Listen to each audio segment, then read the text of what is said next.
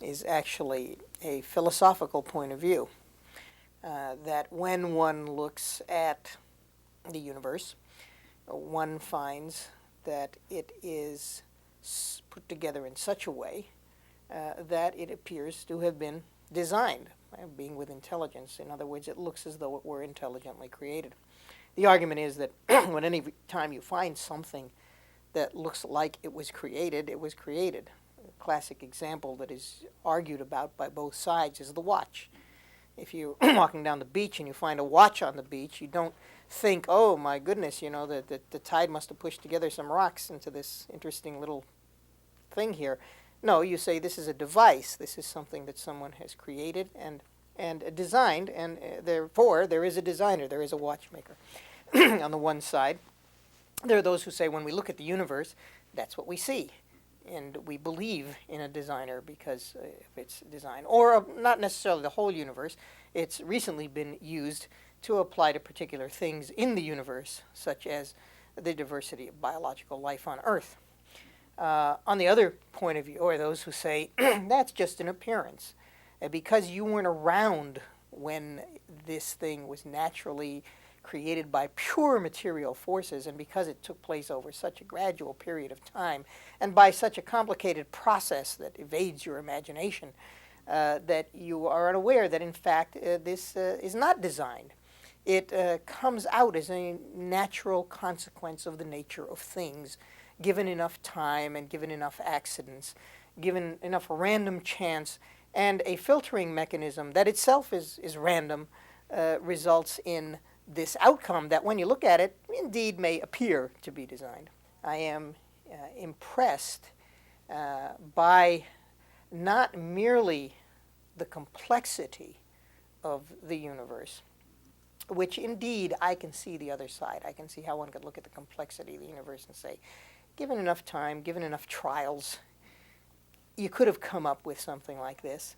And I can see it's possible. Unlikely, but possible.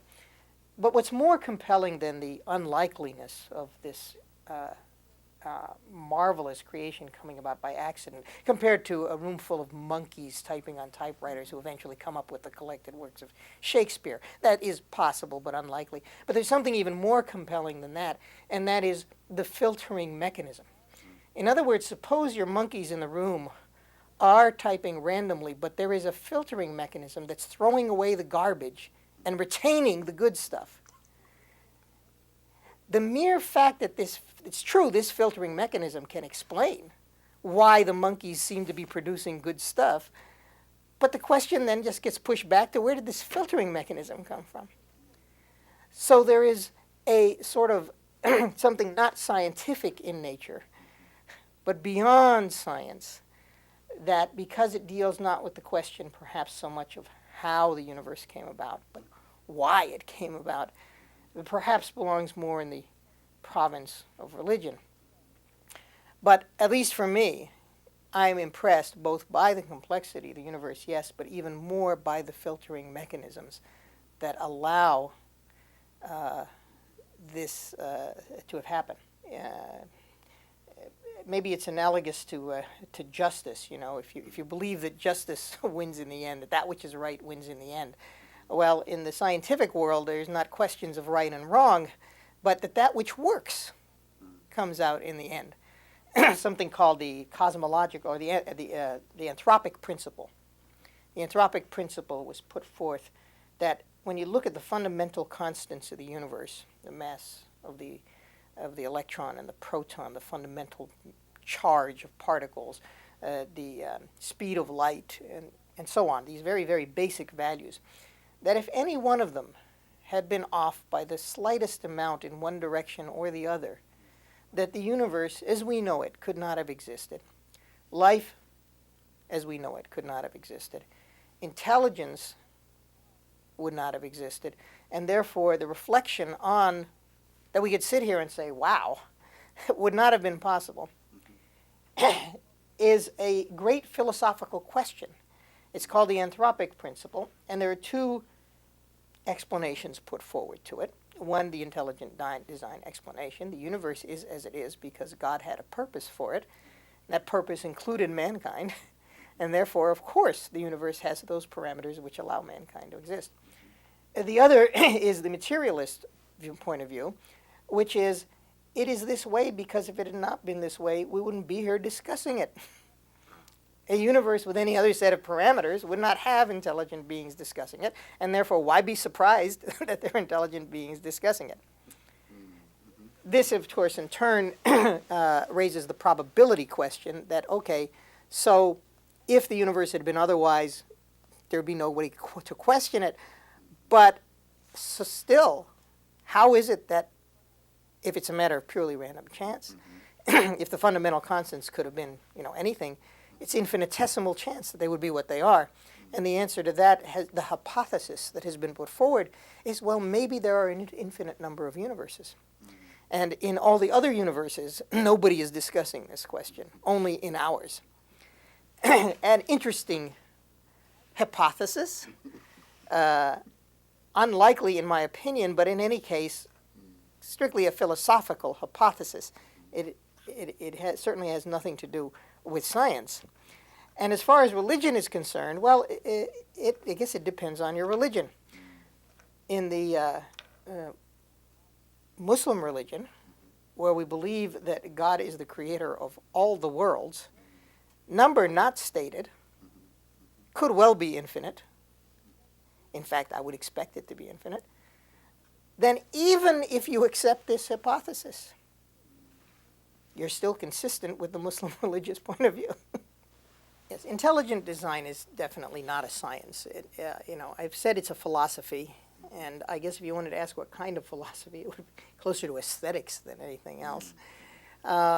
Because when you're talking about science, we're talking about a process, a procedure, a way of understanding how things work.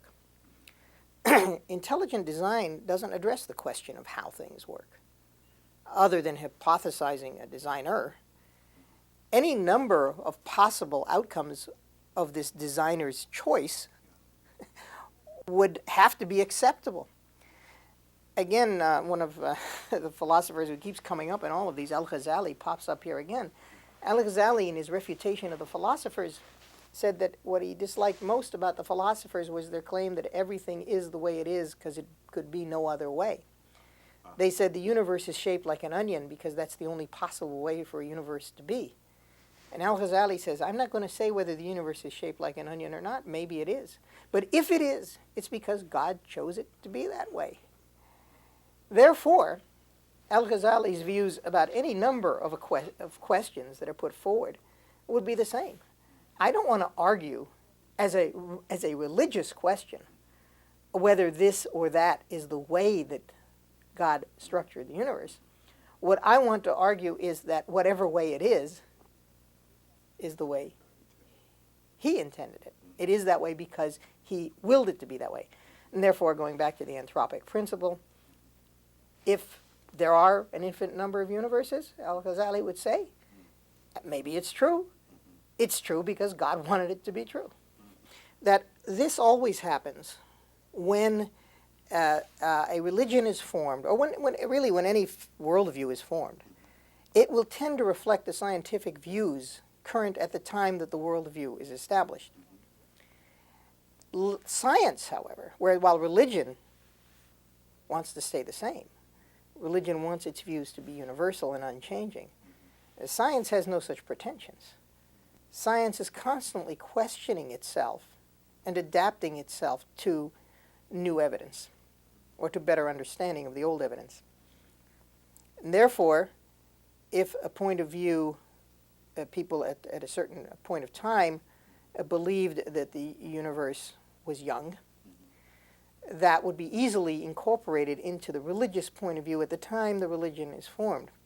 If later scientists decide, we were wrong about that, in fact, when we look more carefully at the evidence, or with new evidence, we now believe that the universe is actually very old, scientists are more ready to change their mind, although even scientists can be stubborn, but they're more willing, while the religious establishment is not.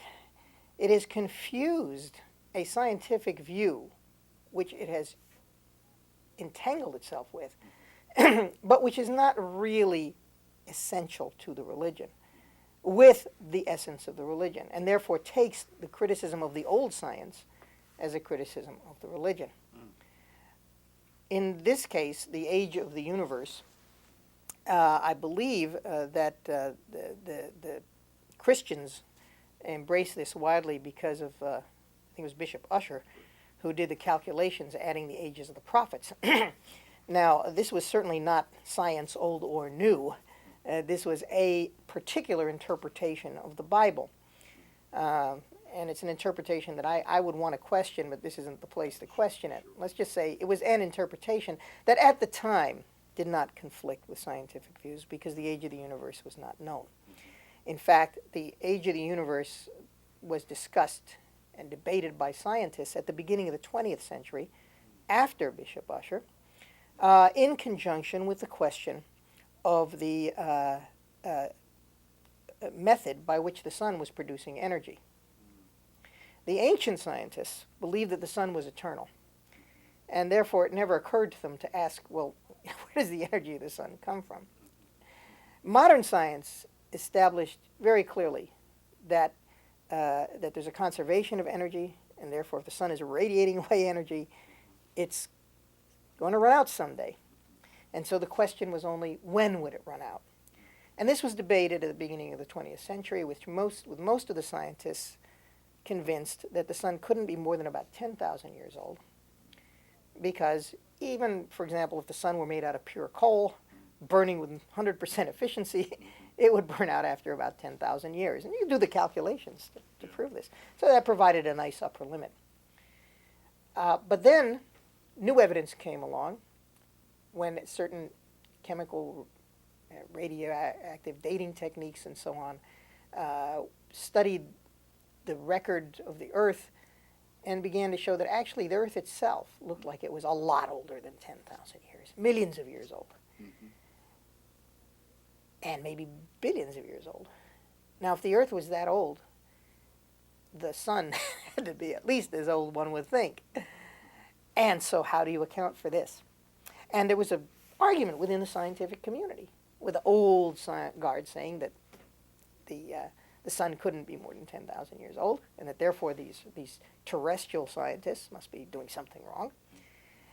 And there's a famous story, anecdote told about when Lord Kelvin, who actually was the one who had provided the proof that the sun couldn't be more than 10,000 years old, sitting in a lecture given by, I think it was Sir Arthur Eddington, and Eddington had just read Einstein's theory on how nuclear reactions could create energy, and Eddington proposed, if there are nuclear reactions going on deep inside the sun, they could create energy for billions of years.